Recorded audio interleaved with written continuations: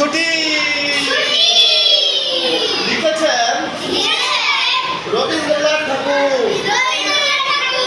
মেঘের কোলে রোদ এসেছে, বাদল গেছে টুটি।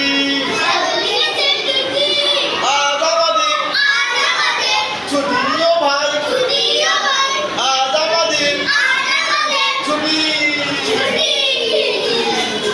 কি বলি আজ নেবে না পাই, পথ হারিয়ে কোন মনে যায়, কোন মাঠে ছুটে বেড়ায় সকল ছেলে।